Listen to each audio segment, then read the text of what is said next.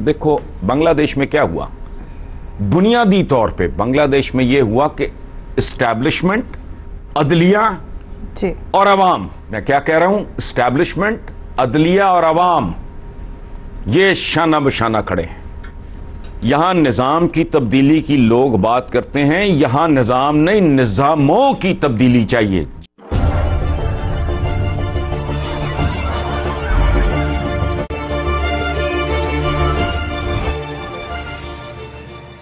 अस्सलामुअलैकुम बंदुरा अपना रखे मुनासिन आशा करी सबाई वालो आसिन आमी जुनेद अली अपना देखते सन जुनेद अली ऑफिशियल আমি আপনাদের জন্য একটি वीडियो फ्लाई करते जाची सबाई देखबिन आशा करी सबाई देखबिन भालो लग दे।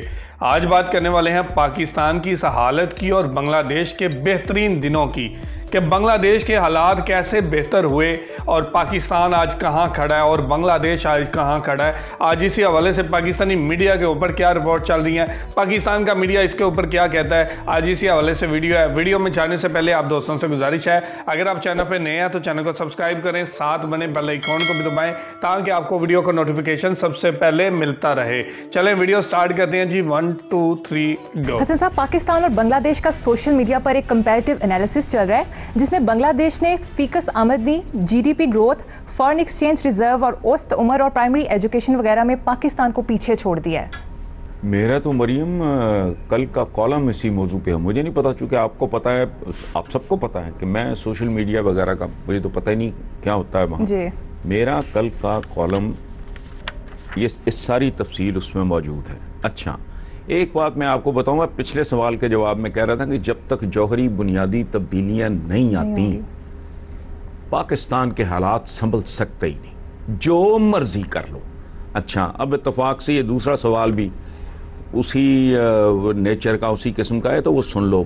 देखो बांग्लादेश में क्या हुआ, बुनियादी तौर पे बांग्लादेश में ये हुआ कि इस्टेब्लिशमेंट, अदलिया जी और अवाम, मैं क्या कह रहा हूं, इस्टेब्लिशमेंट, अदलिया और अवाम ये शाना बशाना खड़े हैं। अवाम से मेरी मुराद है जेन्युइन अवामी मुंतखब नुमाइंदे। यानी क्या हो गया, इस्टेब्लिशमेंट, पॉलिटिकल गवर्नमेंट और जुडिशरी, जब तक ये नहीं होते, और यहां निजाम की तब्दीली की लोग बात करते हैं, यहां निजाम नहीं निजामों की तब्दीली चाहिए। जब तक आप यहां सियासी, इंतखाबी, अदालती, इक्तसादी निजामों में बुनियादी जौहरी तब्दीलियां नहीं लाते, मैं कॉस्मेटिक चेंजेस की बात नहीं कर रहा, मैं टोपी ड्रामों की बात नहीं कर रहा, जब तक इन चीजों में बुनियादी जौहरी तब्दीलियां नहीं लाते, बल्कि एक लफ्ज़ और ऐड कर लो, जी इनकलाबी तब्दीलियां नहीं लाते, तो पाकिस्तान में कोई आए कोई जाए कुछ भी नहीं होना। वही पीली टैक्सियां चलेंगी, वही जो लंगर खाने हैं ये लंगड़ाते फिरेंगे। दोबारा सुन लें, मैं चूंकि अंदर से ना मेरा बहुत बुरा हाल हो जाता है। इतनी देर पहले ब्लड प्रेशर का बेड़ा गर्क किया है तो इन्हीं चीज़ों ने किया है कि देखो, सियासी, इंतखाबी, अदालती, इक्तसादी और इनकलाबी किस्म की बुनियादी तब्दीलियां, जौहरी तब्दीलियां जब तक नहीं आती, जी मरियम अल्लाह आपको सेहत जिंदगी दे, यहां कोई तब्दीली, कोई मानी खेज तब्दीली आ ही नहीं सकती। पनाह गाहें, ये लंगर खाने, ये इस तरह के ढोंग आप रचाते रहोगे, जिसे वाकई तब्दीली कहते हैं, वो हमें नसीब नहीं होगी जब तक ये चीजें आप इनको बेहतर नहीं करें। हसन साहब, तो नियर फ्यूचर में हम इनकलाबी तब्दीली होती देख सकते हैं कोई? या ये मैं तो कोई नजूमी तो नहीं हूँ, ना मैं कोई तबसरा निगार हूँ, ना मैं कोई एंकर हूँ, इसलिए मुझे तो इतनी अकल नहीं है, लेकिन मैं इतना ज़रूर जानता हूँ कि गैंग्रीन है, ये गैंग्रीन ज़्यादा हिस्सा, ये नासूर जब तक नहीं कटता सेहत नहीं नसीब होगी। अब कोई सर्जन मिलता है, नहीं मिलता, एनेस्थीसिया होता है कि उसके बगैर होता है, ये तो मैं नहीं जानता, लेकिन इनके बगैर इस मुल्क में, मैंने तो पहले भी कहा है, फरिश्तों पे मुश्तमिल कैबिनेट भी हो, मेहनती भी हो सकता ही नहीं कि आप बगैर किसी चीज के पानी में उतरे और गीले ना हो। ये कैसे हो सकता है? आप बगैर किसी सपोर्ट के वो कुतुब मीनार से छलांग मारो और आपका कीमा ना हो, ये कैसे मुमकिन है? ये सारे का सारा निज़ाम, मैंने शायद पहले आपके प्रोग्राम में को बात की थी कि मैंने साकिब निसार साहब के ज़माने में या उसके आगे पीछे कहीं एक जज साहब थे, वो अदालत में रो पड़े। अच्छा। उनकी आंखों में आंसू आ गए। मैंने शायद पहले आप ही के प्रोग्राम में कहा कि उनके सामने एक ऐसे आदमी का पोता खड़ा था जिसने इंसाफ के लिए कभी दुहाई दी थी। पोता खड़ा था और उसके बाल सफेद हो चुके थे। अब आप कहते हो इंसाफ, फौरी इंसाफ, दहलीज पे इंसाफ, क्या कर रहे हो यार?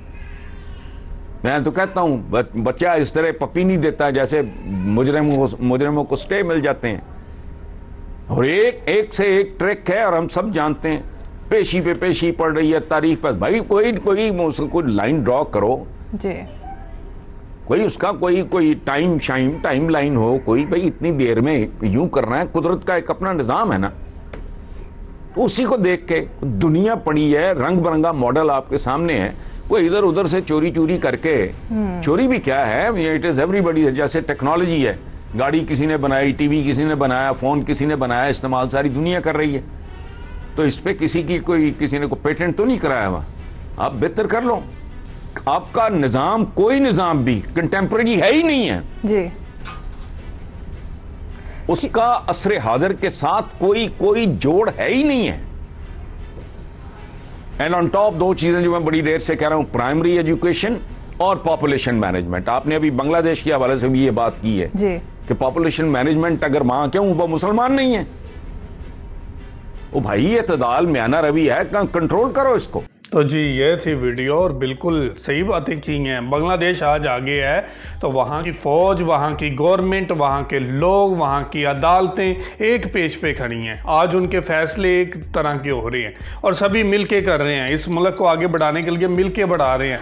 पाकिस्तान में अदालतों में लगे केस की तारीख इतनी लंबी हो जाती हैं तो उन्होंने बताया, एक जिक्र करते हुए उन्होंने कहा कि उसका पोता खड़ा था उस आदमी का इंसाफ लेने के लिए और वो भी बूढ़ा हो चुका था।